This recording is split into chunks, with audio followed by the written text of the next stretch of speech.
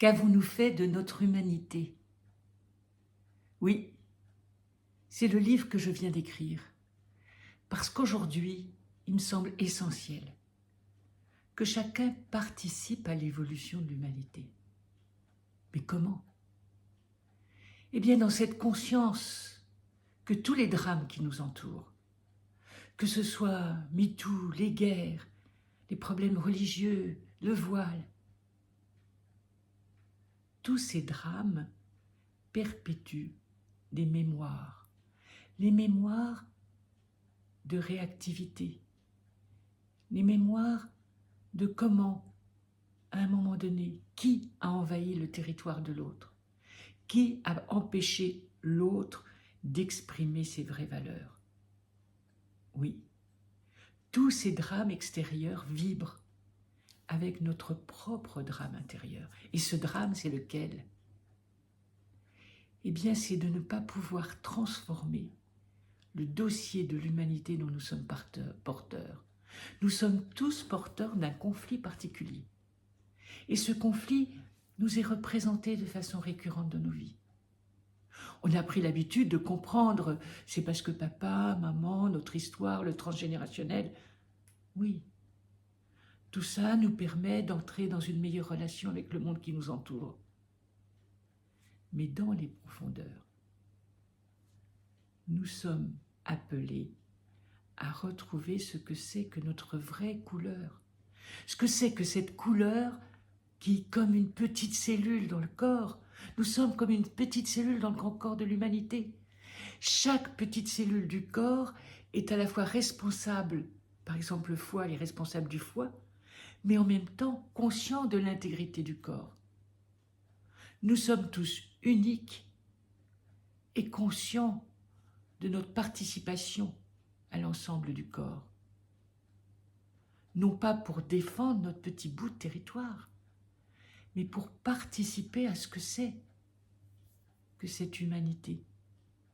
Non pas qui règne et qui domine sur tout ce qui l'entoure, non, qui est dans la coopération, qui aimante les informations qui vont permettre de retrouver ce que c'est que la paix, la joie, l'amour. Mais l'amour, c'est quoi?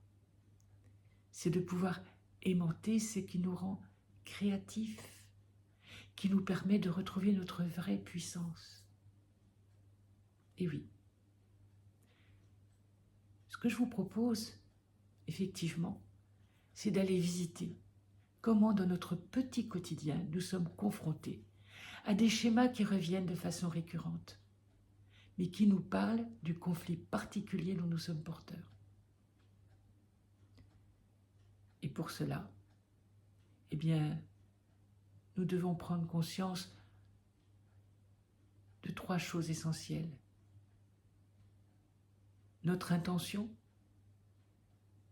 qui demande de répondre à ce qui nous a été transmis, d'être compétent, plus fort, puissant, alors que nous nous trouvons régulièrement dans des fausses puissances ou dans des impuissances. Donc voir vraiment que cette intention à retrouver ce que c'est que de vibrer qui nous sommes. Et oui, nous sommes des êtres vibratoires qui vont prendre une forme, mais cette forme est appelée à changer constamment. Et nous sommes appelés à accueillir des informations, mais qui vont ou se figer dans le corps avec la mémoire de ce qui s'est déjà joué, et quand c'est figé dans le corps, quand ça rappelle ces mémoires, il y a une émotion qui vient, et notre psychique commence à s'emparer pour tenter de trouver des solutions pour nous débarrasser du stress. Oui, c'est vraiment le projet de ce que j'ai à vous partager. Mais c'est quelque chose que je vais continuer à vous offrir dans une prochaine vidéo. Déjà, ce qui est essentiel, c'est de voir que la spirale de vie parle de cet élan de vie qui nous traverse, notre besoin d'être en mouvement, d'être créatif, qui tout d'un coup reste figé dans le corps, parce que nous sommes détournés de notre vraie valeur. Et oui, c'est pour ça que mon site, je l'ai appelé Spirale de vie. À bientôt.